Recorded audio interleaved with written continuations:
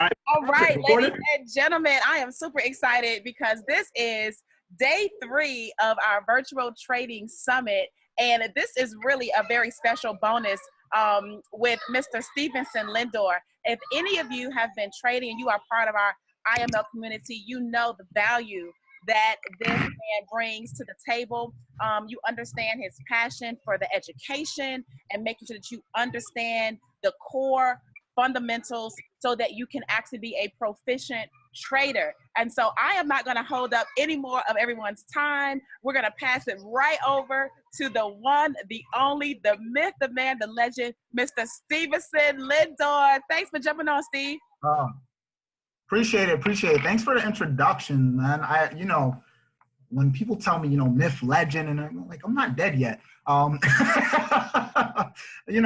alive. Well, I appreciate the compliments. I think everybody can get to that status. Thank you so much for having me, Tracy. So guys, I have something very special today. I want to, we're going to go over, as you know, you guys have probably been trading. Some of you guys are brand new. Some of you have been trading for the last several months, going on a year. And, you're going through a journey of trading and you're realizing a number of things that, hey, you know what? This requires a lot more patience. This requires a lot more understanding of how the market moves.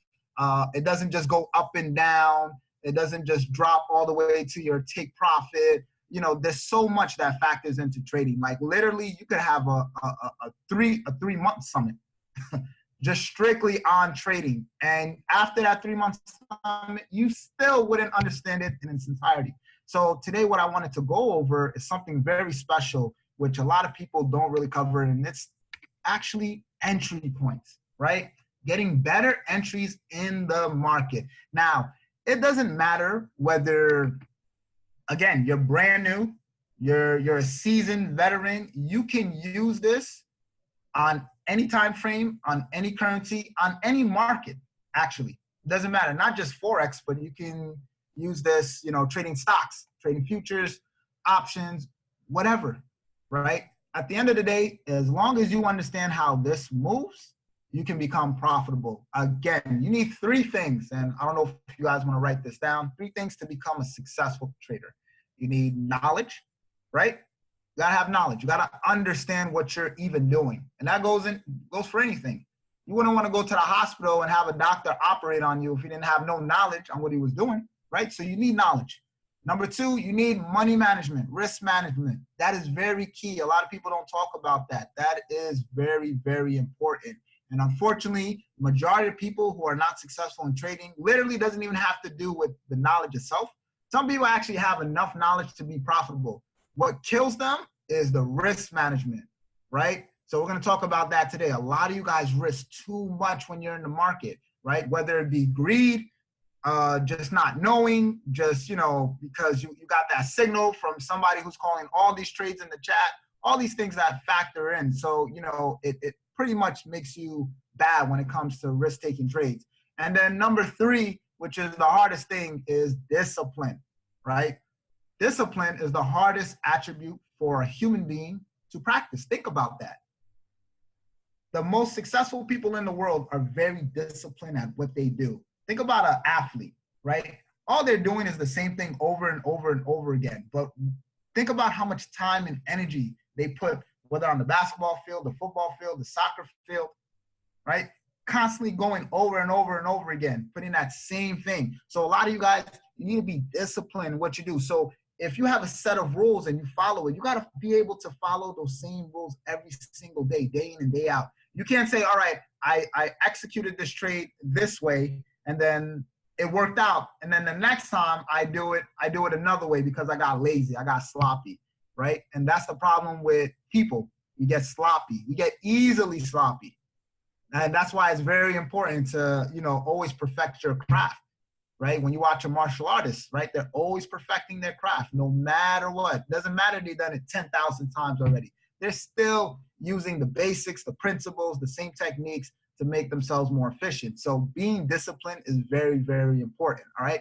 And if you don't have these 3 things under control, knowledge, risk management, and discipline, you will not be a successful trader. Doesn't matter. right? I haven't even begun showing you how to look at the charts. If you don't have those 3 things under your belt, you will not be a successful trader. I promise you, all right?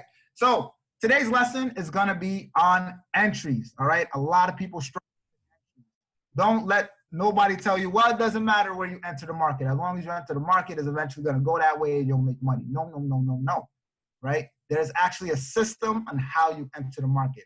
But before you enter the market, you have to understand how the market actually moves, right?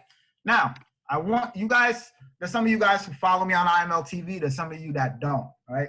And for those who follow me, you'll hear me say this over and over again. You'll hear me talk about flags, continuations, so on and so forth. But how many people truly understand that? Now, the market actually moves in a certain way, in a pattern, right? Think about this, guys. We're all human beings on this call. Well, hopefully, right? Somebody might be an alien or something. But for the majority of us, we're all human beings on this call. And if you think about it, we all have patterns, right? Tracy's with her kids right now. Her kids have patterns. Even at a young age, they have patterns. Tracy has a pattern. Lamar has a pattern. There's so many guys. We all have patterns. The person who created this market created it in a pattern. If you notice how the market is moving, there's a pattern there. Some people think there's no pattern. It just goes up and down. No, no, no. There's a pattern. Doesn't matter. There's a pattern, and it's understanding this pattern. And how this pattern goes is basically the market goes like this, right? Oh, impulse in one direction. So what do I mean by impulse? I'll say this a lot, and a lot of people truly don't understand that. Impulse means sharp. By definition, impulse means sharp, right? Impulse, sharp in one direction, all right? So after that sharp direction, what the market will do is it will create a correction. So basically a flag, right? And this flag is very, very important to understand, because without that flag, you will not get a continuation. And that's exactly how the market moves, all right? It doesn't matter whether you believe me or not, whether you have a different trading style. This is exactly how the market moves. So first up, you get the impulse. After that, you get a correction, right? Also a flag. Once you confirm the flag, and there's a reason why I highlighted this part, because it will let you know if price is going to continue in that direction, all right? So let's look over here. You have an impulse, sharp. See the body of that candlestick? See how sharp it moved? After that, you get a flag, this. So just take this piece alone. Think about it, right? Flip it upside down. How does a flagpole look, right? You got the pole, think of a flagpole. You got a pole, and then you got the flag. So this is your pole, that is your flag. After the flag, you get continuation. And that's exactly how the market keeps moving when it's trending in that direction, right? You'll get an impulse, you'll get a flag, and then you get a continuation. You'll get another flag, right? Think about it. This is a flag pole upside down. Got the pole, got the flag, and then you get another continuation, right? Then you get another flag, then another continuation, then another flag, then another continuation, and it'll continue so on and so forth until the market is finally ready to reverse. Now, pretty simple, right? Well, I know the questions are coming. How do you know when the flag is over? When do you know the impulse? All right.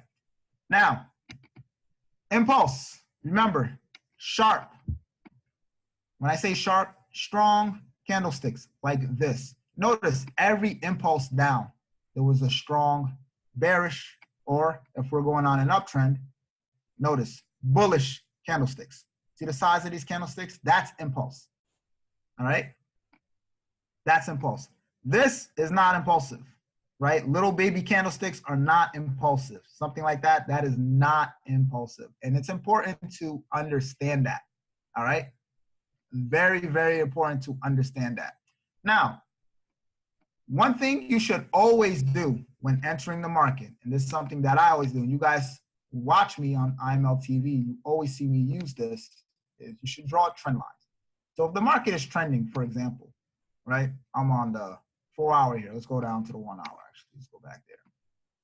For those who don't know how to draw a proper trend line, all right? A trend line, by definition, is a trend line when you have 2 or more bounces going in that direction, right? So you draw it if you're doing a downward trend line, so from the high all the way across to the low.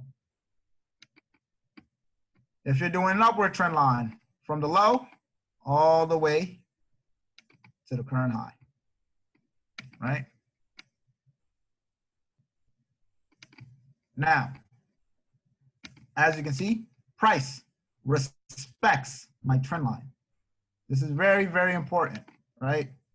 Got my impulse, flag, continuation. Price came back down, but never broke through this trend line, right? Went back up, down, went up, down, so on and so forth, until price finally broke through the trend line. Notice how price changed direction when it finally broke. When it finally broke. And you know how it did it? Right? It gave you that sharp impulse, then a flag, and then you got your continuation. See, when price is always going to change direction, it will always give you a sharp impulse. That's how you will always get a sharp impulse, right? So one thing I always like to do is I like to draw a trend line. So right here, my price is kind of breaking my trend line here. So I haven't bought yet. Why? Because I'm still waiting for that strong bullish candlestick. So until I see this, then I get a flag, then I will start to buy. Now, when the flag is being formed after you've identified your sharp impulse, right? Now, you heard me talk about this a little bit earlier. There's always a pattern being created. Believe it or not, before the market changes direction, before it goes up, down, there is always a pattern being created. The market will never go in one direction without a pattern. Always pattern. So you see this pattern right here, this flag formation? So what I like to do is I like to go down to the smaller time frame. And you never hear me talk about this on IML TV. I like to make my way down to the 5-minute time frame. And this is how you're going to get your sharp entries.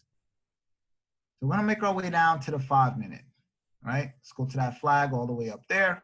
Scroll back, boom. Now, notice, I got my sharp impulse. Once price is creating this flag, notice there's a pattern. There's an up, there's a down, there's an up, and then price finally took off. All right? Now, when price is creating this flag and the pattern is actually happening inside of the flag, what I like to do is, and this is how you know, for those who are wondering, how do you know when the flag is over, right? What I do is I line this up with my RSI and I wait till price. So since I'm looking for a sell, right? I already got my first indication. I got my sharp impulse based on the higher time frame on my 1 hour.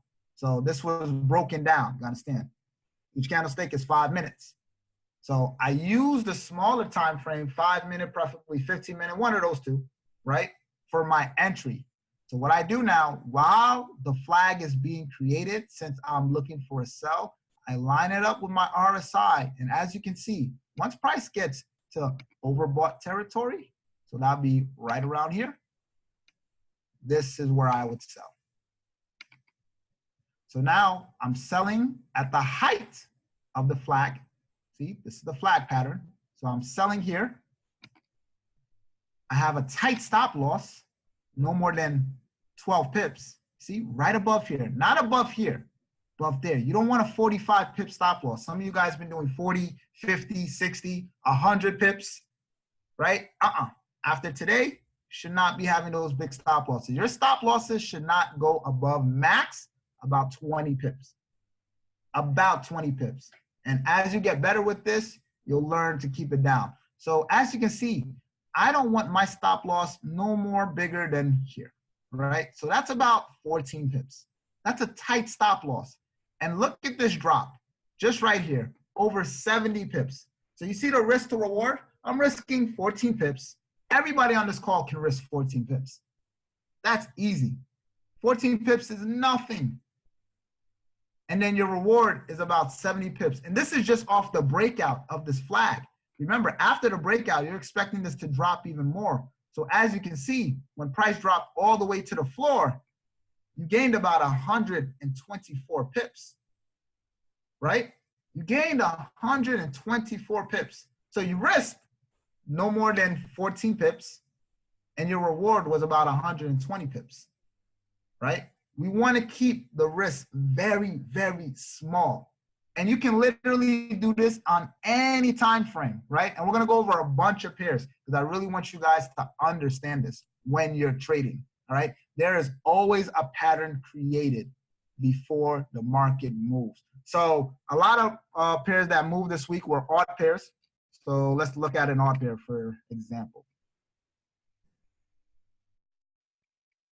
All odd pairs move. And it's so funny, right? Anybody who on my session, you know I hate trading odd pairs. Why? Because they're slow. Yet last week, they all moved crazy, right? Every single one. So here's odd USD. So check this out. So I'm going to draw a simple trend line. Overall, this is on a downtrend, right? So let's draw this trend line here. Now, I did it on the daily. One thing you should always do when you're marking up charts, always identify overall trend, your market structure on the higher time frames. There's 3 important time frames you should always be monitoring. That's the daily, that's the weekly, that's the monthly. That's your overall understanding of where the market is going to go, right? You want the bigger outlook, no matter what. Even if you're scalping, you always want the bigger outlook. You know why? So there's no surprises. You always understand how far price can go, up or down, sideways, whatever the case may be. Always look at the higher time frame, right? A lot of people, they get lost trading on the smaller time frame, and then when the market reverses or constantly goes up or down, they're just lost. You don't want to be lost. You never want to be lost. Even if it's okay, like I'll lose a trade, but I understand why. And I understand where's the next target. It's one thing to lose a trade, you understand why, then to lose a trade, you have no idea why you lost. That means you're gambling, you're not trading, right? And as you guys can see, what I just taught you, a simple lesson. You have your impulse, you got your flag, you got your continuation. You got another flag, you got another continuation. Then another flag, look at that impulse, then look at this flag, and then look at the break, right? And then you got another flag. This is exactly what the market does all day, right? Let me break this down to the 1 hour. So look at this. This is a bigger flag on the daily. Remember, every time frame is going to produce its own flag. Every time frame is going to produce its own impulse, its corrections. So depending on what time frame you're operating on, and that's also important, right, is where you want to do your analysis. So if I'm taking this down on the daily, right, so I see that this is a flag on the daily time frame. I want to move down to 1 time frame lower.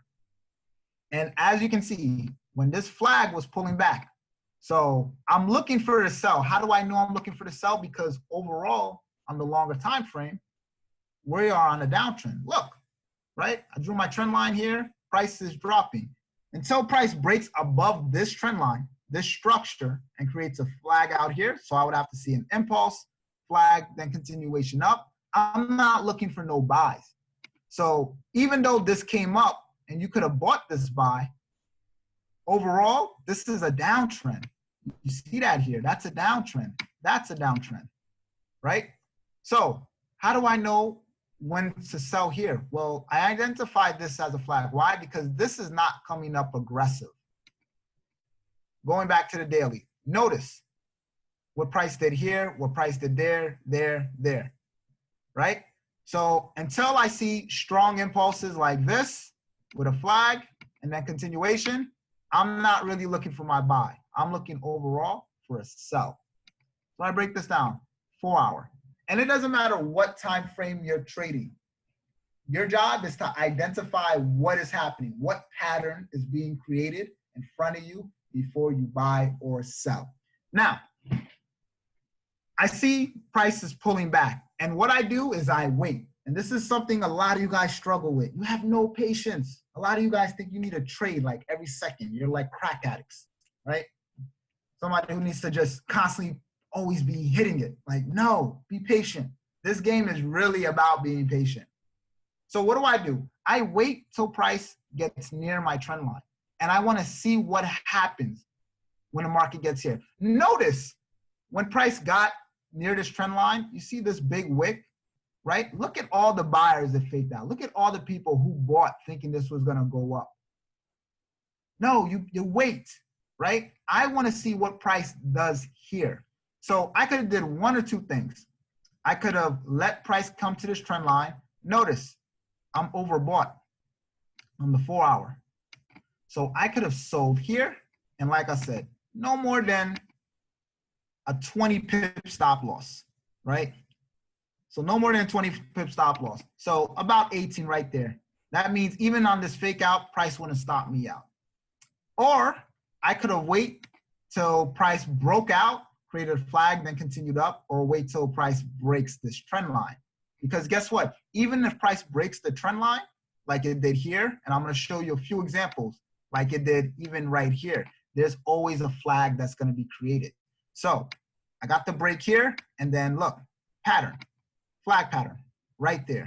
So now what do is I'll break down to a smaller time frame, right? So like I said, when I come to entries, I like tight entries. So I'll go either on the 15-minute or the 5-minute. So because that was a bigger time frame, I want a bigger and stronger confirmation. The higher the time frame, the stronger the confirmation. So I make my way down to the 15-minute, and I notice the pattern being created, right? Prices going up and down, right? Up and down before the breakout. Now, what do? I line this up with my RSI, and I wait till price is overbought. So could I have sold here? Because some of you are like, well, it got really close. Let me sell here. Yeah, you could have sold here. Price went a little bit up here. This would have been ideal. See right there where my RSI is? Right when price got overbought, this would have been ideal. So you would have got a clean entry. Look at that. No more than, like I said, 15, 20 pips max. So look at that, boom. And notice, my RSI never got back to overbought. Actually, it did, right around here. Right around here. So you could have gotten a second entry right there. And after that, you got your move to the downside. Boom. Price never actually hit overbought here, even though this was a good flag area. And then notice, guys, you got this move all the way down. So you could have got two entries right here and right here with no more than a 15, 20 pip stop loss max. And check this out. You caught this whole entire down move. And notice the RSI right here. So 179 pips. You see that right there, guys?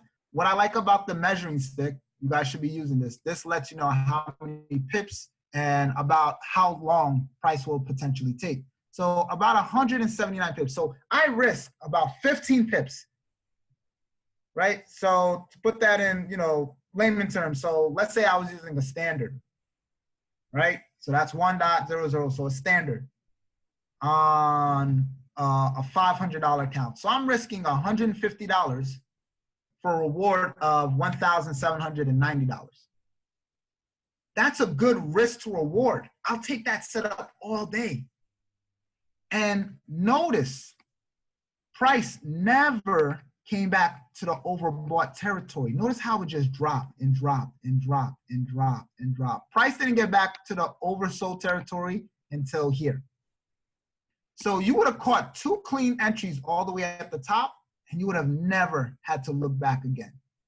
Clean entries, right? All because you were able to identify a pattern that was being created, right? So every time you guys hear me talk about flags, I'm talking about a pattern that's being created. So now what I'm giving you guys is understanding what's happening inside that flag. It's one thing to identify the pattern itself, right? Some of you guys, of double tops, double bottoms, head and shoulders, but there's actually patterns happening inside of those patterns that are being created. So notice how we went on the 4 hour, we identified this entire flag here and was able to break it down on the 15-minute in order for us to get our entries in the market. All right, I'm gonna show you guys that again. And you can literally do this 24/7. This alone And I'll tell you right now, I released this information at the convention, literally game changer. I've had people who've never, not even on my team, not personal students, none of that. And it's already changed their life. Like literally getting, you know, hey, Steve, you know, just that little information right there. You'd be surprised what can tweak somebody's game. That's all it takes, just that little tweak to take your trading game to the next level. All right.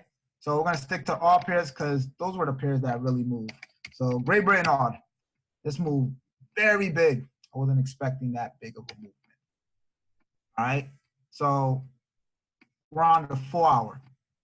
All right, boom. Now again, always draw trend lines, right? They're your guide. So you see here, I personally like to operate on the daily and weekly, honestly, for my overall structure. So as you can see here, I'm drawing a trend line, an upward trend line. Why? Because price went up, didn't come near this trend line here, but continued.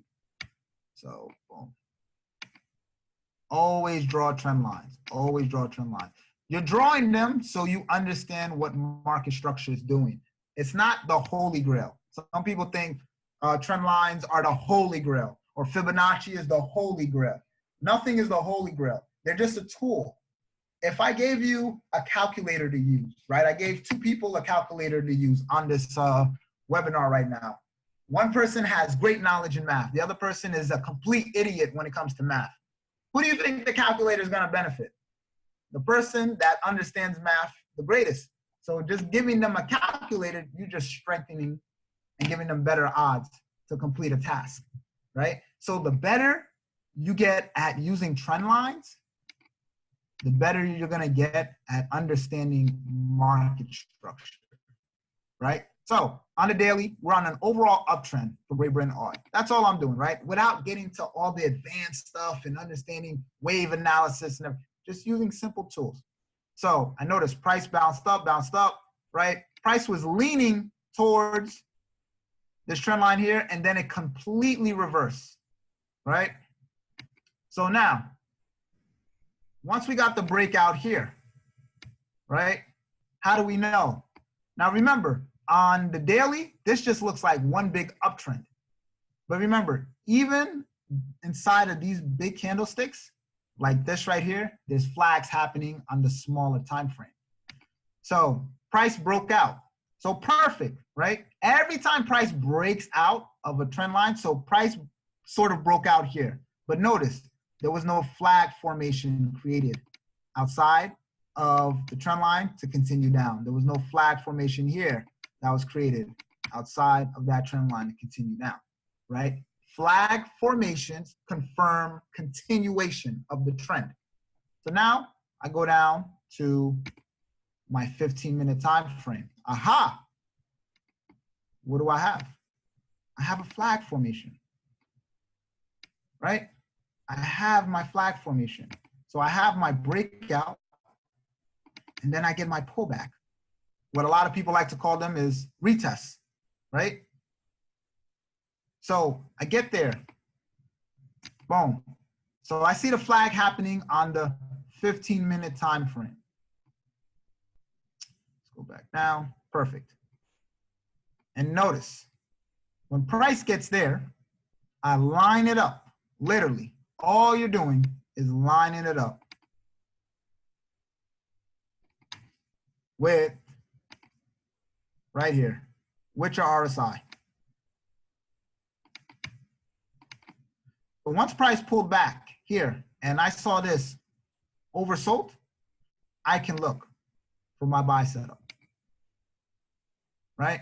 And anybody who took this trade, I'm not gonna lie, I wasn't expecting this big of a uptrend. I mean, you made some good money. You made some very good money. And these are the 2 time frames I love watching for flags on, the 15-minute and the 5-minute. Now remember, there's flags that happen even on the 1 hour. So for example, this was a flag right here, right? This was a 1 hour flag, right? So again, if I wanted to take a sell on this, notice I sell once price gets overbought. So this is where I'm selling, right? If you don't feel comfortable selling on these type of flags, wait till you get another impulse, and then wait for another flag to happen outside of the flag formation, right? So this flag being created, wait for the breakout. So after the breakout happens, there's gonna be another flag that's gonna be created. So now when you enter on either the 15 or the 5-minute time frame, and we're gonna go back over there, as you can see, now all you're doing is literally waiting once price gets to overbought territory. So on this flag, nothing. It didn't get to my overbought territory, right? But this flag did. So I would have sold right here. And as you guys can see, no more than a 15 pips. So even if I would have raised my stop loss just a little bit, right? Right there, no more than 15, 20 pips max. Look at the move to the downside, 171 pips. And this is on the 15-minute time frame. So you see how you just caught that little pullback right there, and then you got that major drop? You got that major drop all because you understand what's happening on the bigger time frame, right? I drew my trend line here on the 4-hour. We can't forget that. So that means everything under this trend line, I'm looking to sell. I'm looking to sell. I'm looking to sell until price finally breaks out. Once I got the breakout here, now I switch over to buys. It's literally that simple. As long as I get the flag formation to confirm, then I can look for either my buy or my sell, all right? So before I move on, I wanna show you more examples and how to get those clean entries. I know we got a couple questions in. I wanna make sure you guys understand this. My RSI levels are 14, right? Now, I want you guys to understand this. I talked about the calculator example I gave you. At the end of the day, right, you have people that use moving averages, that use all types of indicators. Now, I'm not really big on indicators. And the reason why is because indicators lag. Indicators lag. So by the time they tell you to buy or sell, you've already missed the move. So as you can see, so my RSI is 14, standard. That's just standard. Like you open up an MT4, or somebody brand new can open up their MT4, that's standard. So I can give you examples right now because a lot of you guys are probably watching this. That seems pretty easy. It can't be that easy, Steve.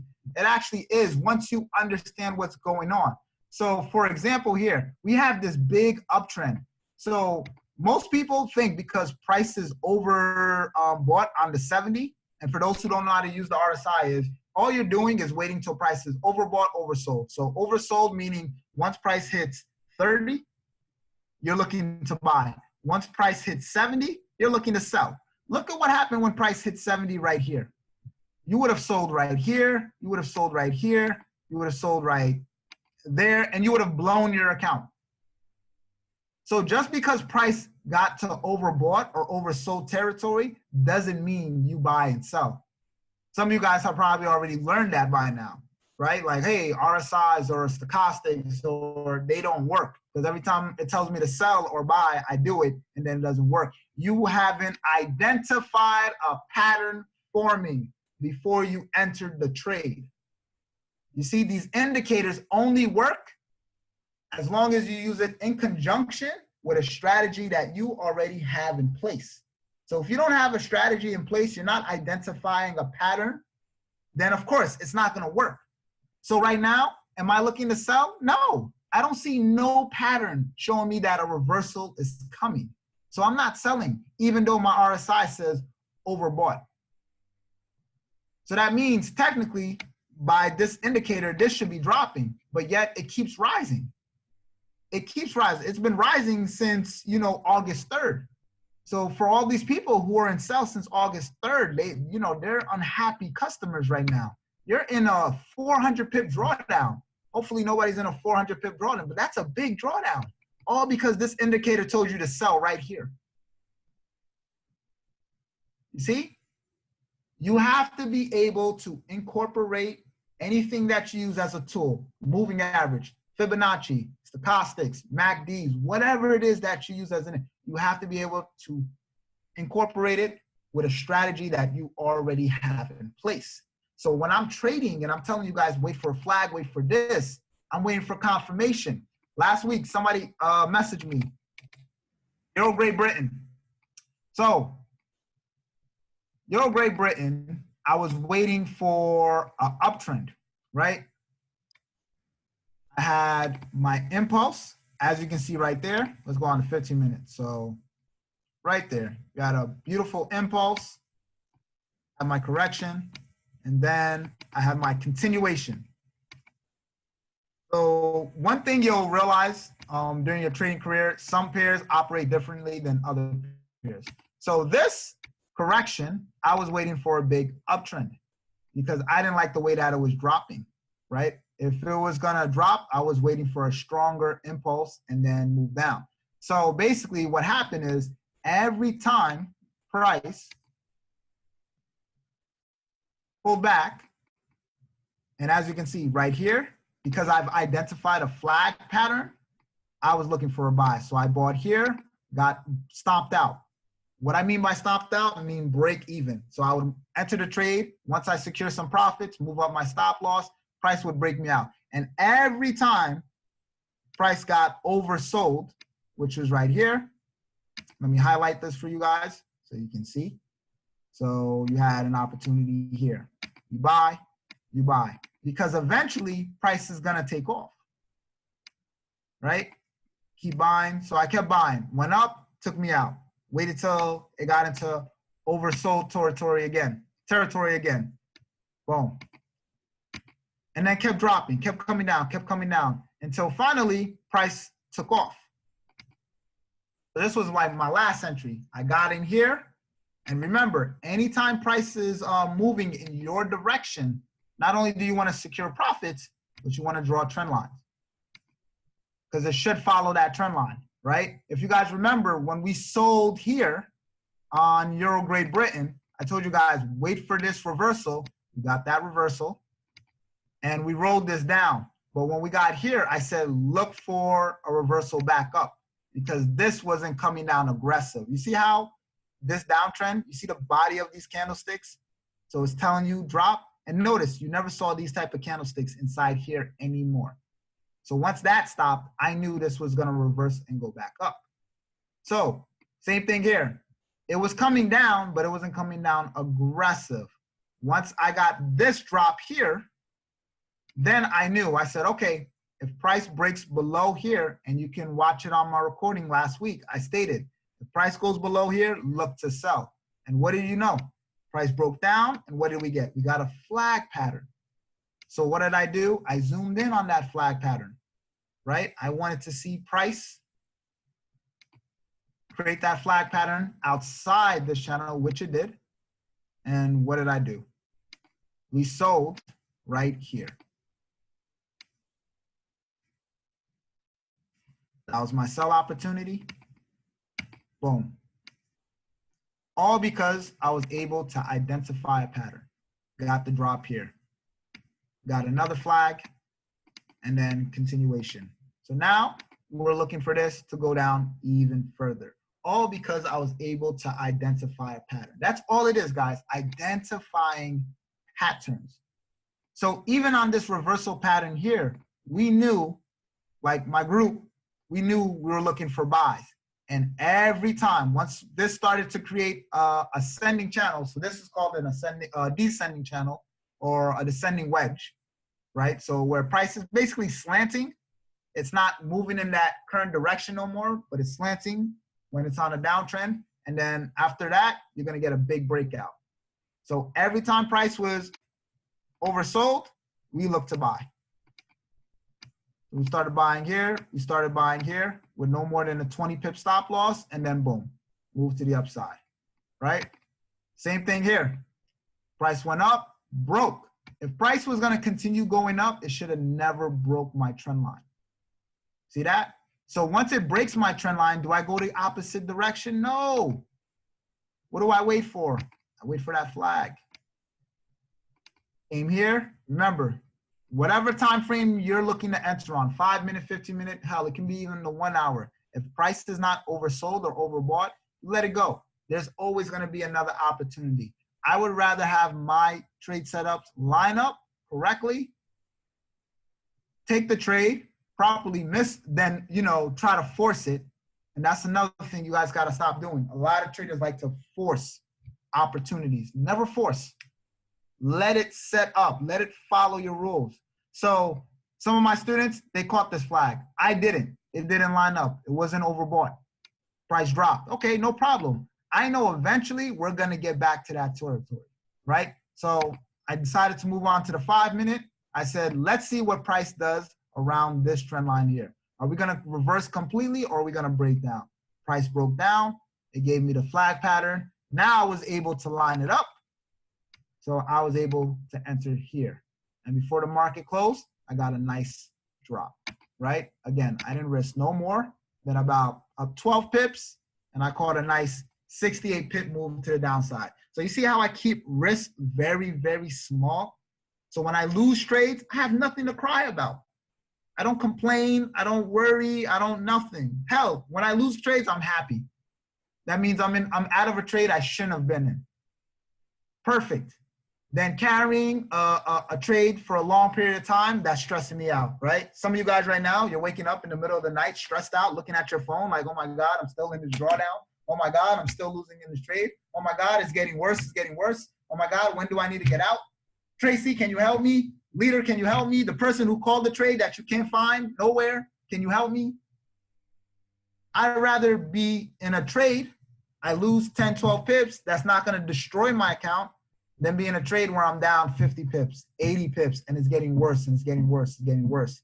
Believe it or not, you guys are looking at this like, man, the risk to reward is amazing. I look at this, man, the risk is very small. That's how I look at the setup. I'm looking at this like the risk is very, very small. Now, for example, somebody can write in the chat, what's a successful trade you took last week? Or even a losing trade you took last week?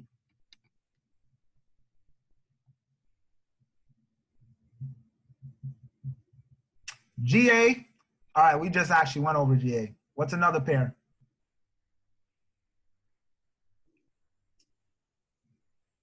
UJ and EuroCAD. All right, UJ and EuroCAD. Were you on the receiving end or the bad end of that? And we'll go over both.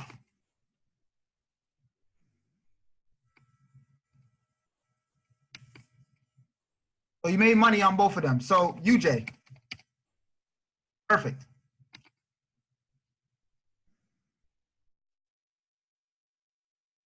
So UJ here, right? Let's stay on this 1 hour time frame. So as you can see, price went on a nice uptrend here.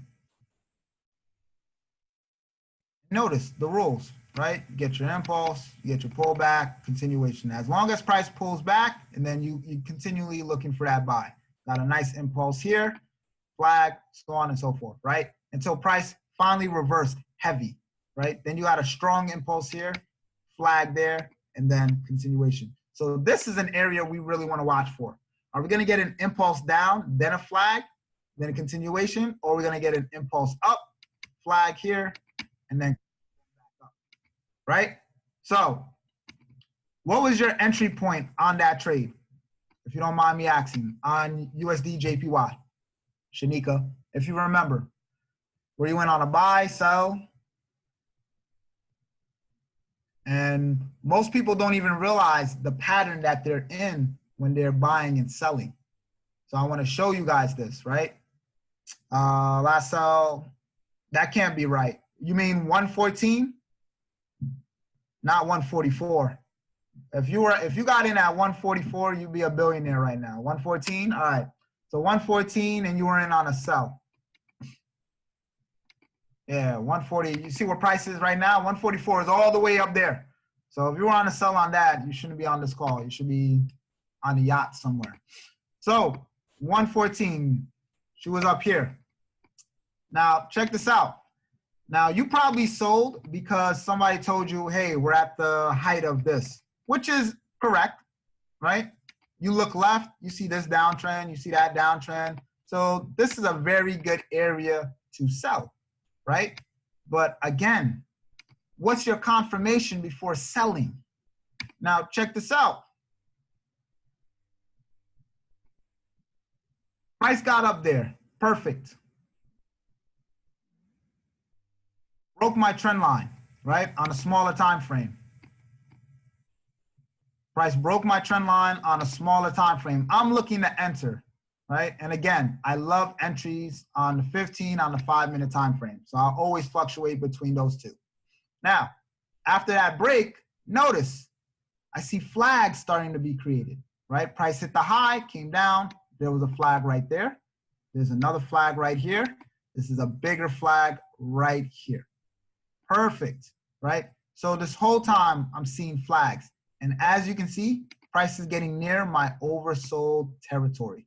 So do I take these sells? No, because price did not follow my rules, right? It got near it.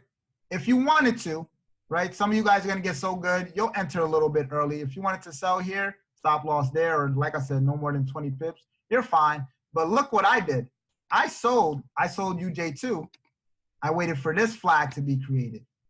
And notice how this flag lines up perfectly right here with my RSI. Oversold, overbought, overbought. So now I got entries right here, and I got entries right here. You see? So you sold about 114 and change, right? So got in there. So now I got no more than 20 pips. So as you can see, this didn't stop me out when it went up. So no more than 20 pips, perfect. 2 entries right there. And what do you know? You got a nice 50 pip move to the downside on something you actually understand and was able to identify. It's one thing to sell because somebody says sell, right? When you're getting swipe trades, they just telling you to buy and sell.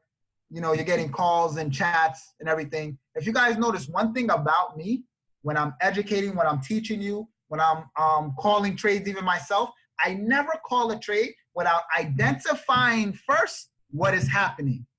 Nobody who follows me, honestly, can tell me, hey, you know what? Stevenson told me to buy and sell and gave me no explanation.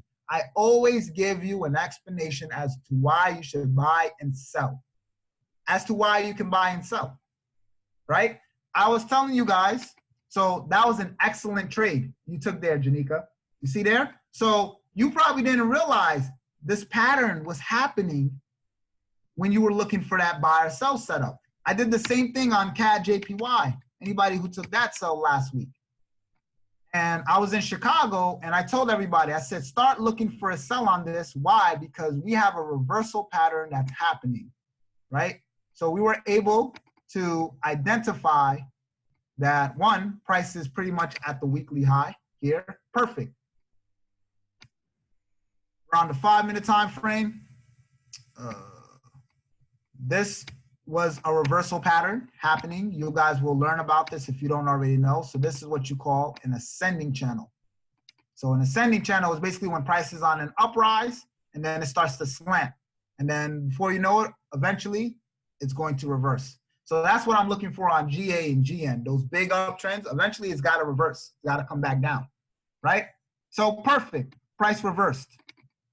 I didn't just jump in. I wait until my flag pattern is set up, right? Actually, that wasn't the high there. This was the high right here. I remember that gap. So we actually entered here. Price broke down, gave me the flag, right? Then dropped. Then what happened? Price consolidated, gave me another flag. Look how it lines up, RSI, sold here. So got the drop, came down again, then price reversed. So that means it was gonna go back up to retest. Notice, perfect flag. So I actually took this buy to go back up. So I got my impulse, we caught a quick buy, line it up. So that means price got oversold here. So I sold it at the bottom of this flag right here on this 5-minute. Took one more buy up, and then I got the same reversal pattern. Then I sold at the top here, right? So there, for those who need to see it, we're at the weekly high, right? See that big drop? I knew we were gonna get some type of drop there. So you're just lining everything up. You're lining everything up. Everything up. Everything lines up. Then another sell opportunity. After this drop, price moved down and gave you another perfect flag. So you see that flag? See that flag? Price came up right there. See that? Got into my overbought territory, sold here. Again, no more than 20 pips, 15 to 20 pip max. You should always be good. If it goes beyond that, that means you shouldn't be in the trade at all. This is gonna keep your risk small. And as you can see, caught a nice move all the way to the downside. And some of you guys are gonna get good. You're gonna realize, hey, this is another flag that's happening right here, right? Notice the patterns, guys. Watch the patterns. If you notice when flags are being created, right? Look how this slants up. Look how this slants up. They're all the same thing. Look how this slanted up. Flags, flags all day. Look how the flags are coming. So when this flag was created, look at how you line it up with your RSI right there. Again, no more than a 20 pip stop loss. In this case, stop loss no more than 13 pips here and about 60 pips. You're telling me I'm risking 13 pips for 60 pips? I'll take that all day. Matter of fact, I'll put my mortgage on the line. Hell yeah, why not? I'm not, even if I lose, I'm losing such a small chunk. I'm not even losing 10% of my account with that type of loss. I'm not even losing 10% of my account with that type of loss. 13 pips, that's nothing. And with a 60 pip gain, that's gonna practically double your account every single time. And all you have to do is identify a pattern. Identify a pattern, line it up with your indicator, and execute the trade. That's literally it. And you'll repeat this repetition over and over and over. Again, what you have to do is, you guys have to get in the mindset is understanding these setups, right? I know I was informed by somebody, you guys been doing, training with like Orrin Wright, so on and so forth. So you're not even realizing when you're looking even for your supply and demand, those type of setups, patterns are actually happening. Patterns are actually happening. You see, this CAD JPY was in a supply zone. So you guys learned about this. This right here is a supply zone. This is a supply zone. This whole area is a supply zone. And you didn't even realize, some of you guys didn't even realize there was patterns happening even inside the supply zone. You got to think about it. Supply zones can be very big, right? So how supply zones work is you want to buy and sell the moment price enters that zone. But I'm not entering in an 80 pip supply zone. I'm not, you just telling me like I might potentially be in an 80 pip drawdown. No, we're going to cut that down. I need to even understand what's happening even in that zone before I enter my buy or sell. I got to understand what pattern is being created before I buy or sell. There's always a pattern created before a move. Every move you see, there's always a pattern created. EuroCAD, that was a trade I actually called and told you guys to look out for. That was a sell. Let's look at that. Let's take a look. So I went on my daily. Look, I draw a simple trend line. Overall, this is on a downtrend. See all these? These are just bigger flags, right? On a bigger time frame. So perfect. Make my way down. I was on the 4 hour. Now, this is why I personally don't like to buy or sell after breakouts. Some people like to do it. I don't like to do it. You see what happened here? How many of you guys have entered trades and price reversed completely the opposite direction, right? So when this went up, and I remember somebody messaged me, said, hey, Steve, EuroCAD is going on an uptrend. I said, okay, if it's going to be a real uptrend, I need to see a flag. I need to see this. Until I get that type of flag pattern over here,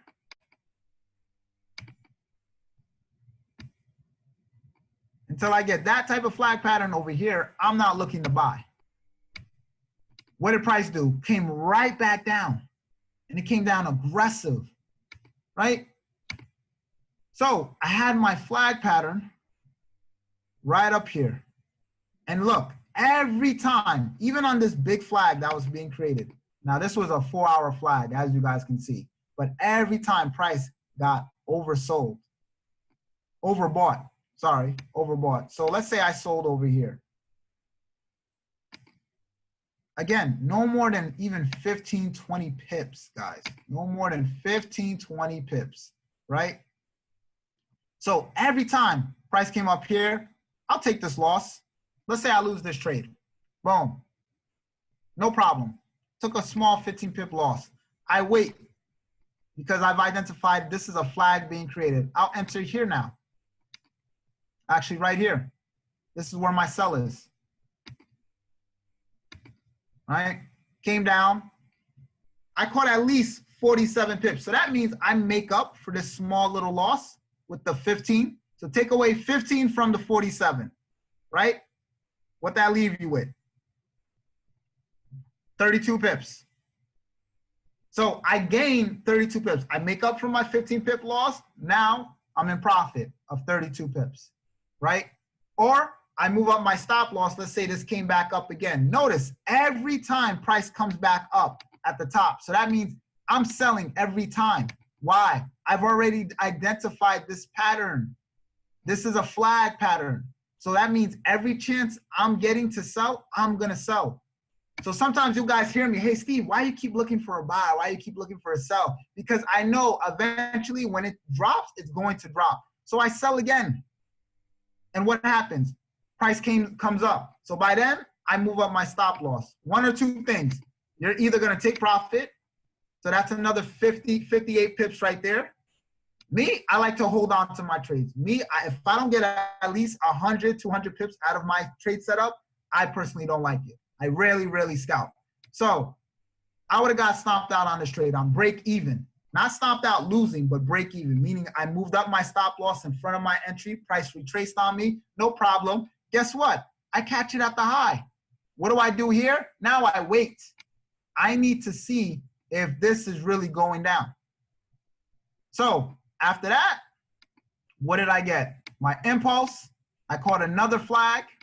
And then finally, you get your big drop. Eventually, price will take off. That's how the market works. It's going to keep hitting that high, that low, until price eventually takes off. And guess what you get? Anybody who took that EuroCAD trade, you got a 529 pip move. Think, 529 pips. Do you know what that will do for you?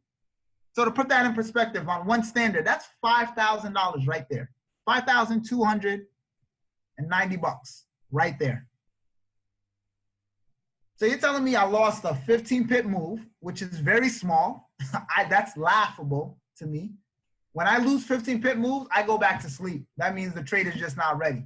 And then when it's ready, it'll finally take off.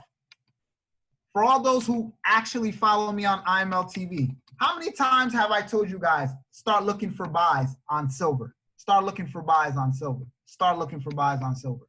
I've been talking about that for weeks.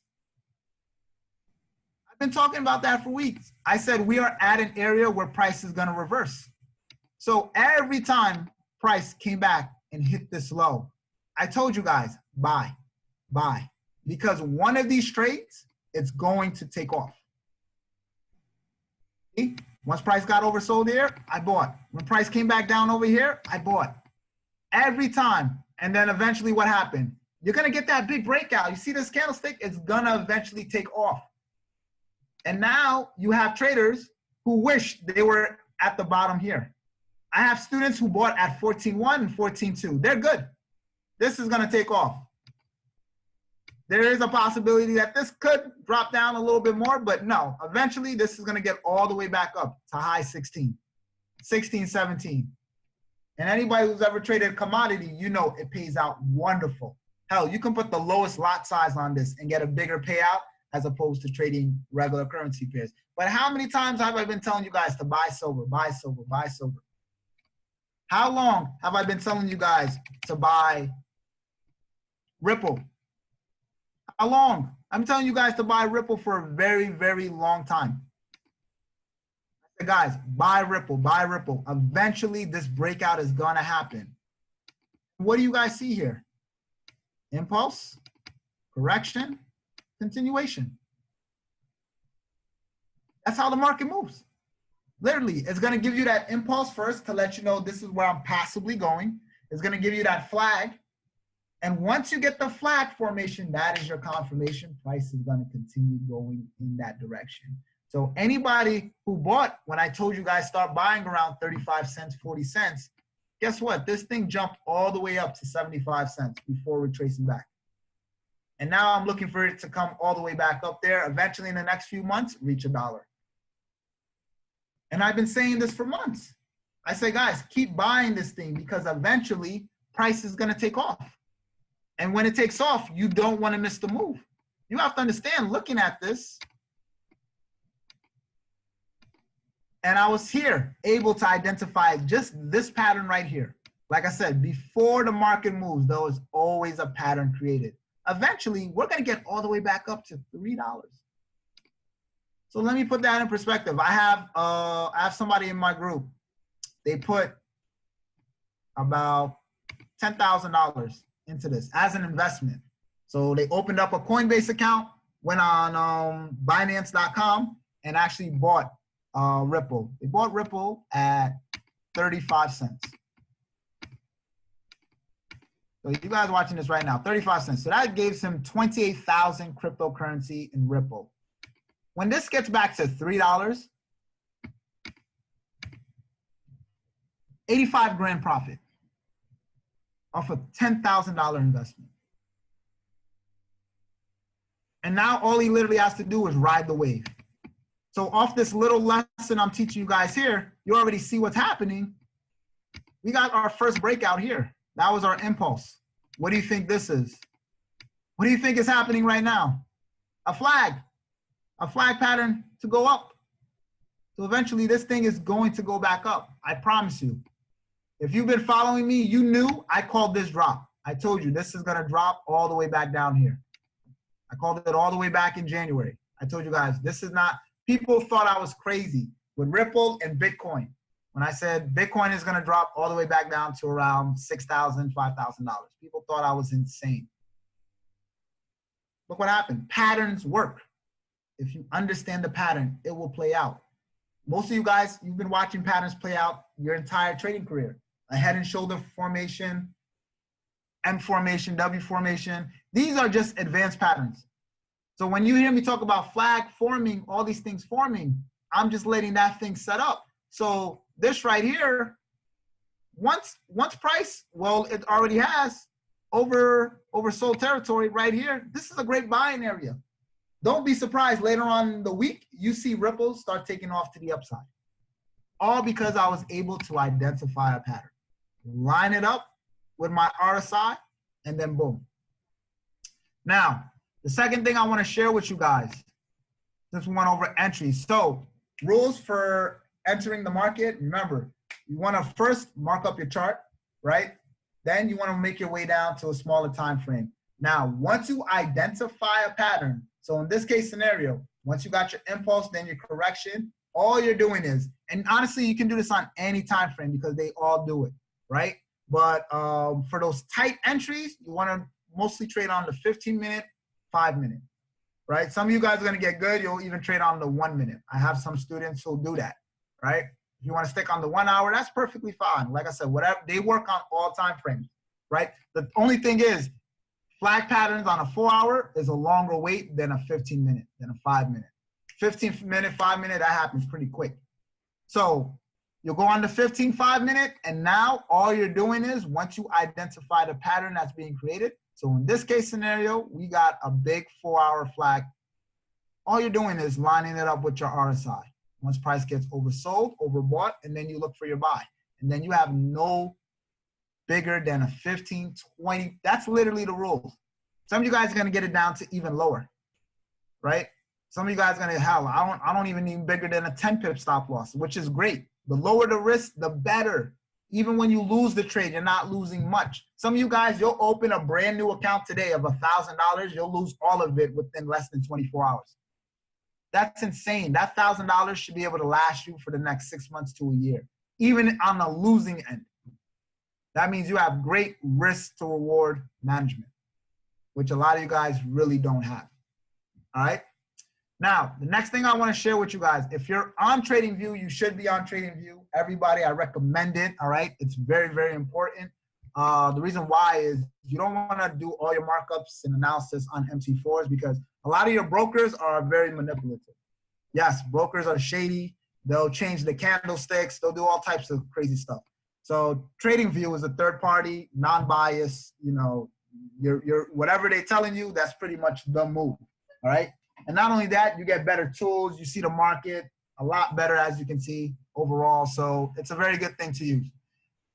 So right here at the top right, you see where it says select layout. You see my cursor right here, this box, select layout. And you want to do is split your screen.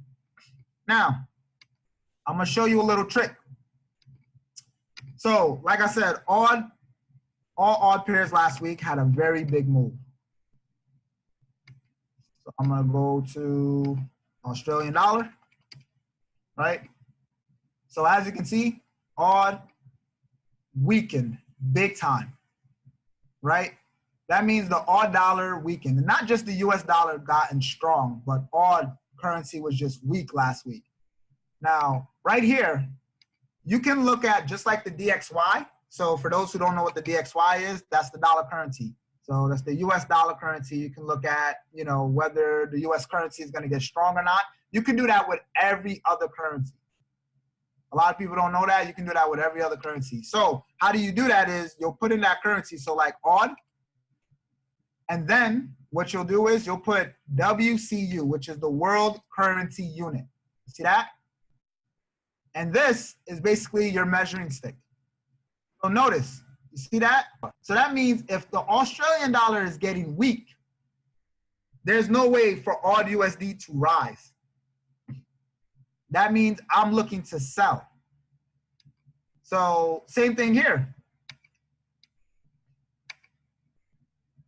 This flag on the odd currency unit, world unit, if I was able to identify this flag here, and I'll go down to even the 1 hour time frame, break that down, 15-minute, right? Same analysis, same rules apply. I'm looking to sell at the height, right there, right? Now this is stuff nobody really talks about. A lot of people don't even know about this right here, right? There's some of you guys just seen this for the very, very first time. You even know you can do this, right? So this is the Australian currency. So if I know the Australian currency is about to get really, really weak, guess what? When I'm trading anything against odd, I just go the opposite direction. So for those who are in Great Britain odd, you had a fantastic week last week. Look at that big uptrend. Because the Australian currency was going on a big downtrend. So by default, Great Britain odd went up.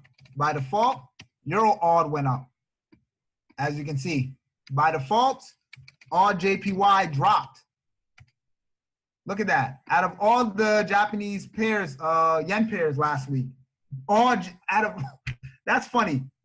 On a normal day, Great Britain JPY moves heavier than AJ, UJ moves heavier, EJ moves heavier. The JPY pair that moved the most last week was all JPY. And that's usually the pair I tell people don't trade because it moves slow. But it was just one of those weeks last week. It happens, right? So because the Australian currency was weak, guess what? You could have sold the Japanese yen. And same rules apply. Look at that flag pattern. So if I was trading on the 15-minute or 5-minute, every time this got oversold, I'm looking to sell. So I would have sold around here and you caught this big drop. And all you're doing is waiting for another flag pattern to happen. Caught another flag pattern here right before the market. Overbought. Nice sell. All because you understood the Australian world currency was getting weak. You want to see another pair? Great Britain also had a very good week. So Great Britain World Currency Unit. All right, so WCU. All right. Let's zoom in here. So notice, Great Britain had a very good week to the upside. And if you go on every Great Britain pair, they also shot up. Right? Look at look at Great Britain USD. As you know, Great Britain odd. Great Britain New Zealand. All went to the upside because the British pound world currency unit got stronger. See that? If you guys don't believe me, right here, April, look at today, look at the date. You see this downtrend? That downtrend, that happened in April, basically April, May, right around here. So April 16. So let's go to April 16 on Great Britain USD.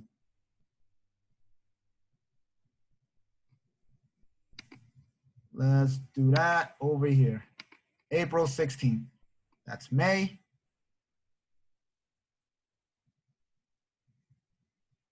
Up. April.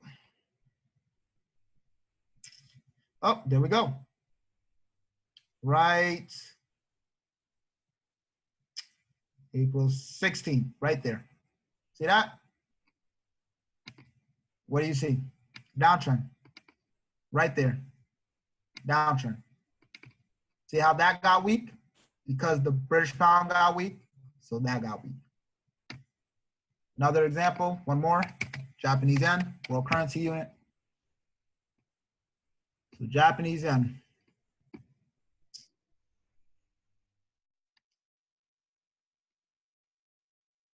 So Japanese yen since September, it's been on a downtrend. And notice, you can go on any Japanese pair. So let's look at UJ, right? A lot of people trade UJ, USD, JPY.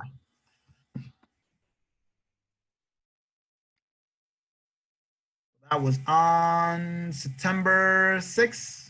The downtrend started to begin. Notice how September 6th, USD JPY goes on a nice big uptrend. All because the Japanese yen, this currency got weak. All right, let's look at EJ. Right, September 6th, right there. EJ goes on a big uptrend. All because the Japanese yen got weak. Go to GJ. September 6th, GJ goes on a big uptrend, all because the Japanese currency got weak. All right, so this is a great way to use in correlation with your analysis, just like I would do with the DXY. Because if you know where the US dollar is going, guess what? You can understand where most majors are going, like GU, like gold, like silver. So in order for my analysis to strengthen here, so basically I got Great Britain pound, we just looked at it, Great Britain pound going on a bigger uptrend. So Great Britain pound going on a bigger uptrend. So it's pretty much gonna reach that top there. And then I got Japanese yen, you know, pretty much going on a much bigger downtrend, right? Got that going on a much bigger downtrend. So overall, looking at this, DJ, I would think this is gonna continue going up. Maybe pull back, something like this, and then take off. All right? So guys, I just wanted to hop on, show you guys a few things, all right? I wanted to most importantly show you how to get better entries in the market. You gotta understand, you're not gonna understand Forex in its entirety on one seminar, on one weekend, on one session. This is literally a process, as you can see. Like some of you guys, this was probably information overload, right? It's literally a process. Like most people don't even believe me when I'm still even a student of the game. I'm still learning things that I didn't even know before, right? It's all part of your growth. The more and more you get deeper into Forex, the better. But what you want to do is you want to find a style, you want to master it, right? Just like you can learn how to box, you can learn how to do taekwondo, you can learn how to do jujitsu, all that stuff, right? It's all forms of martial arts. Doesn't mean one style is better than the other. It's most importantly aligning it up with your style of trading. So there's some of you guys, you're a scalper. You can't stay in a trade more than 5 minutes. So you need to be in and out. That's perfect. Learn how to identify that. Some of you guys are swing traders. You can swing trade like I can, right? You just need to understand when to take swing trading positions. So you need to focus more on that. Trading is such a personal journey. And like I said, it's going to reveal so much about yourself that you didn't even know. So like I said, if you're not a patient person, you're going to find out. Trading. If you're emotional when it comes to money, trust me, you're going to find out when it comes to trading. If you think you're a disciplined person, oh, trust me, you're going to find out when it comes to trading. All those personal demons that you deal with is going to reveal itself when you trade. But it's a good thing because, again, life is about identifying who you are as an individual. It's about that personal journey. And that's the one thing I love about trading. It makes you stronger. It brings out the good and the bad in you, right? So now you understand like what you're dealing with, all right? So before I hop off, I wanted to, do some Q&As. Anybody have any questions before we hop off or anything like that? Just wanted to share these nuggets with you, and hopefully this was of some value. Some of you guys, hopefully were able to grab this and literally, apply it to your everyday life and the trading market and, take your game to the next level. Tracy, you want to open up the chat or allow anybody who want to ask any more questions before we end this call? Am I unmuted? Doesn't look like it.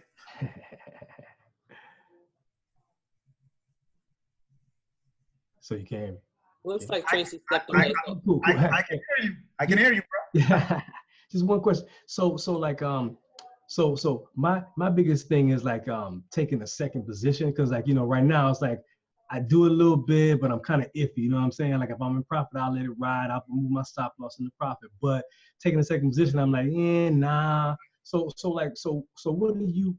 I'm saying, when do you decide to take a second position? Same thing. Like I need confirmation. So for me, again, I'm not buying. So like on this setup right here, I'm not buying until I get these little flags right here. That's confirmation. So when I'm looking to enter, everything has to line up. So like I said here, so I had a flag here, so I would have bought here.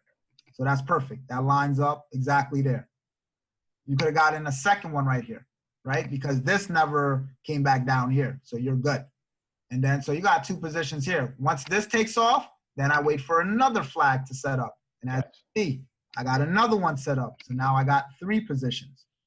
That's how you properly stack.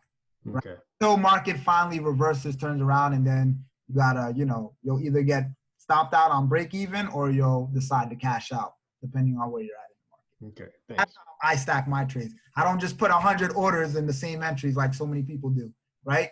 Yeah. And based off my rules, so I got an impulse, I got a correction, that's my first entry. I get another correction, that's my second entry.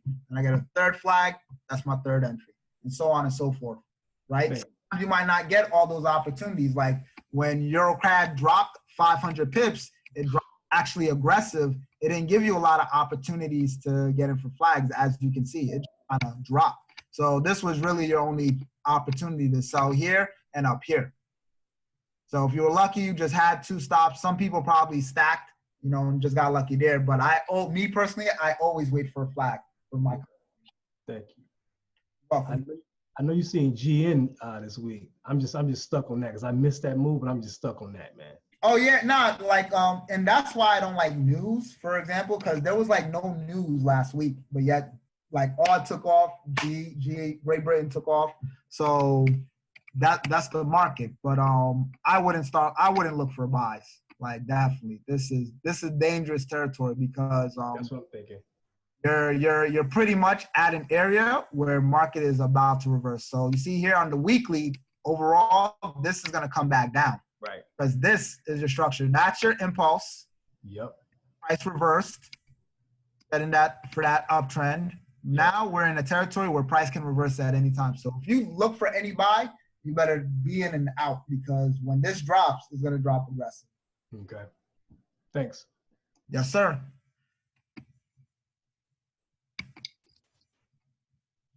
Let's see. Hey, Stevenson, Yes, sir. are there any pairs that actually have, like, I guess you would say more prominent flags in which you identify better with? No, they all, like right here, you know, they all do the same thing. They all will formulate that pattern. It's your ability to identify that pattern. Gotcha. Your understanding of that pattern. But there's not like, oh, GN creates a better flag than GA. Like, no. They all create flags similar, you know, some of them will be, you know, a little choppy or extend or come back. Like, this was a deep flag.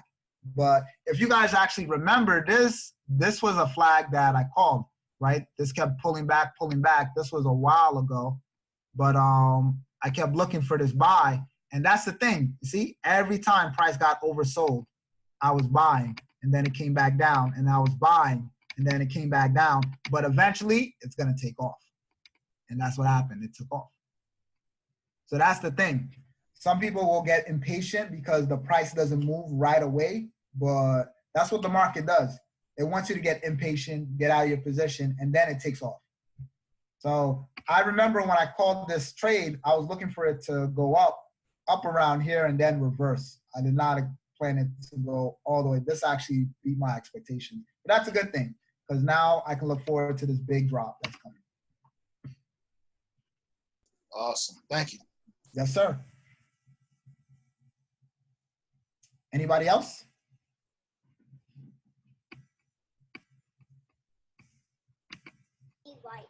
You welcome. All right, so, guys. It looks like. Hold on. It looks like. Listen, I was moving all around. I'm gonna have to watch the recording to really get the gist of everything, because I got these two kids over here. But just the last couple of hours that we have been on, just from what I've been looking at, I learned so much. I didn't even know anything about the World Currency Unit. Never heard of that before in my life. Never knew, Stevenson, you gave a little secret. Never knew that even with your flags, you're leveraging that RSI. Like, okay, I see you now, Steve. That's how you use an indicator. That's how you probably use an indicator. I see you now, Steve. So, all right. So, guys, Steve, stop sharing for just a second. Let me make sure everybody is good. Did everybody get great value from this special session with IMLTV Master Stevenson Lindor? Yes? Yes, Tracy. Tracy, one quick question. He said RSI. Nobody knows what that is. Oh, it's a relative strength indicator. Okay. What are your settings for your RSI? It's 14. Say that up. Say what that acronym stand for again, please. Relative strength indicator. Thank. Yeah, when you go on TradingView, when it says indicators at top, you just put RSI. That's what pops up. And you're using 30 and 70? Yeah, it's standard. That's what it's automatic. Like, it's actually gonna have it set for you. Like 70, 30 is gonna have like little dots. Like, let me just share again real quick, Tracy. So right there, like so I'll delete this. So there's no like special thing I do or anything like that. So you'll go to indicators. You'll just go RSI. So you see relative strength, and as you can see right there. So it automatically sets it up for you. So basically what you're doing is looking to sell when price is overbought on 70, and you're looking to buy when price is oversold. That's it. Right? And like I was showing you guys before, you don't just buy and sell because it tells you to buy and sell. You want to identify a pattern first, or else you're going to be in big trouble. All right. Well, Steve, first, let me just say thank you so much. I can see you're still in your hotel. You're still traveling around. You definitely looked out for our family on this weekend. I truly appreciate you. You know that from day one. And I've made a vow that I want to be, in a position to help more people succeed from IML, right? I don't need to be an educator. I don't want to be on IML TV. I love being able to learn from you guys and leverage you guys as a builder to help go get more people to understand. That's what I like to do, but I do want to know what the hell I'm doing too. Okay. Of course, Right? that's very good. Yes, Okay. that's important. That's important. So guys, I hope you enjoyed the Virtual Trading Summit. I hope that you utilize this information. Please make sure you get on Steve's IML TV sessions. Okay. Sunday, that's Sunday nights and Tuesdays. Sundays at 10, Sundays at 9, sorry. Eastern Standard Time, Tuesdays at 10 p.m. And definitely get in Pip Talk. Definitely get in Pip Talk, because that's where I moved everything from Telegram, because I had a big following. Everybody was upset about the Telegram, but I had to shut that down. We're now all on Pip Talk. Do you guys need the link? Some of you guys probably need that. Let me get that for you. So you guys can follow all analysis, because I'm going to be actually doing special webinars even on Pip Talk. So you guys want to be a part of that as well. And you don't want to miss. So if you guys were impressed to what you saw here, like I said, it gets much deeper than that. And like I said, a lot of stuff that's just coming. So let me put it in the chat there, and you guys are good to go. I still can't log in to Pip Talk, but I think it's pretty much what you said, Stevenson. They're just working it out. Yeah, they're just working it out. Just keep all that stuff. It's going to get there. Just make sure, new back office. Listen, I hadn't seen Pip Talk, honestly, in like a week. If I may. And I'm the director. You know what I mean? Wait, you're the director of Pip Talk? I hadn't seen Pip Talk in a week. I'm the director, right? So they're working everything out. They told me we'll be all right. Derek, my quick background. All right, so quick background. I don't know. Do we have time for that, Tracy? I didn't know if you had somewhere to go. We're good? All right, so my quick background. This is funny. So I went to, actually, I used to play ball. I went to school to go play ball. I went to play ball at Scranton University in Pennsylvania. And I remember we were like in the playoffs. We're getting our ass kicked, actually. We're getting blown out. I'm pissed. I'm sitting on the bench, and I'm like, I don't think this is my future. I'm not going to the NBA. Like, you got to get realistic with yourself, right? Everybody reaches that point, you know, in their career where they're like, all right, is this path really for me? So then I always said if I wasn't playing professional sports, I would I always loved finance. I always loved trading. Like, my favorite movie of all time was like Wall Street. Like, I remember the first time my dad played that for me, I fell in love. So I said, I want to do that. So I went to school, Baruch College out in New York. And what's funny, I graduated at the worst possible time in the United States, which was in 2008. So I ended up working for Bear Stearns, the investment firm. Some of you guys who are older, you probably remember that investment firm. It was right up there with like Goldman Sachs and Morgan Stanley. And the thing was, I ended up working for them literally 90 days before they went insolvent. So during that 90-day period, though, you know, I was working at Bear Stearns. You know, you're proud. That's like if you go to Harvard and you tell your family, hey, I go to Harvard. You're pretty proud. You're going to walk with a chip. Or even now, if you work for a big investor, you know, you walk with a chip. So people always ask me, what was my first biggest loss in trading? Well, it was actually my mother's 401k. So I told my mom at the time to put her entire 401k, which was about $120,000. Her life savings, mind you, you know, my family background, I didn't come from a rich family. They came from a third world country, Haiti, everything. And so she put the whole $120,000 based off of my recommendation in Bear Stearns. In 90 days, all of that was gone. So, mind you, she was a little pissed, as you can imagine. She was a little pissed. And I was like, damn. So I lost my job. I lost my mom's entire 401k. I ended up working for another firm called Calvary Investments. I ended up paying my mom back. But during my time at Calvary, that's when I fell upon currency trading, which was Forex. And actually, Forex was actually popular back in the 90s. But believe it or not, they were, the United States pretty much shut it down. That's why, if you notice, most people, brokers are overseas, not in the US. because U.S. brokers, they want you to put up a large amount of capital before you start trading. So I didn't really know that, and I found out because a lot of people in the 90s were making a lot of money from Forex, but what they were doing, they were taking their investments out of these investment firms. And the investment firms on Wall Street, they didn't like that. So they started heavily regulating the currency market. So that's why a lot of people don't know about Forex up until about now. So once I found out about Forex trading, I was like, wow, this is a lot easier. I can build up my capital a lot better. So I got into currency trading then. I remember I started off with about 20 grand, lost all of that.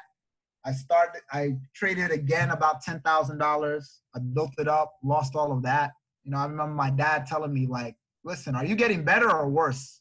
And I was like, I'm getting better. You know, like I'm losing money, but it's taking me a lot longer. You know, when I lost my $20,000, like about 2 weeks. When I lost the $10,000, it took 3 weeks. So I said I'm getting better. And I started getting some mentorship, and then I realized, all right, I'm getting my groove. I started getting better after about my first year, because I went through all the stuff you guys are going through, like you know, money management, just bad entries, all that stuff. So we've all been there. Don't look at any educator and think we were just all master gurus. We just came in and destroyed the market. No. So I got good. Around 2016, I actually ended up having another big meltdown, and it was around Brexit. And anybody who remembers Brexit, UK about to leave the Union, and I thought it wasn't going to happen. I remember I was in Florida at the time. I was up around $80,000 in profit, but I didn't have no stop losses on my trade. So I'm in Miami. I'm enjoying a good time. I'm having fun, and I woke up to about $160,000 hole, all because of Brexit. And this is all in one night. And I was like, God damn. So all the stuff you guys hear me now, when I talk about flag, I didn't realize there was a flag pattern happening at the time when I took this trade.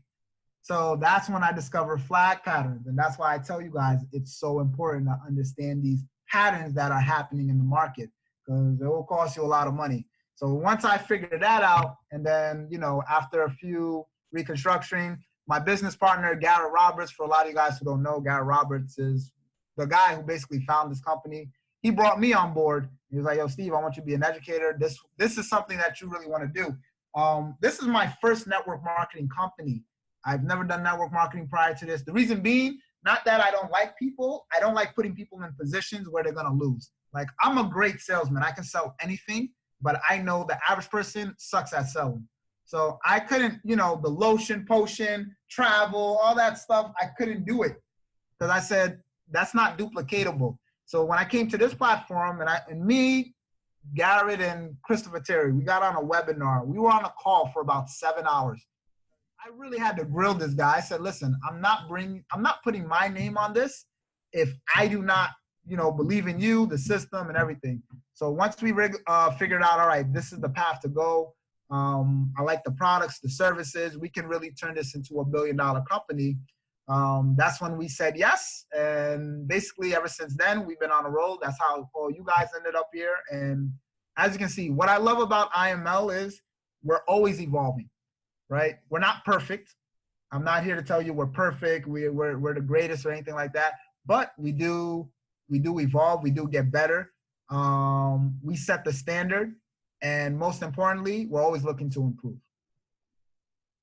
So with all of that, as you can see, no matter what, IMO will continue to grow. And most importantly, my goal is to educate as many people as possible.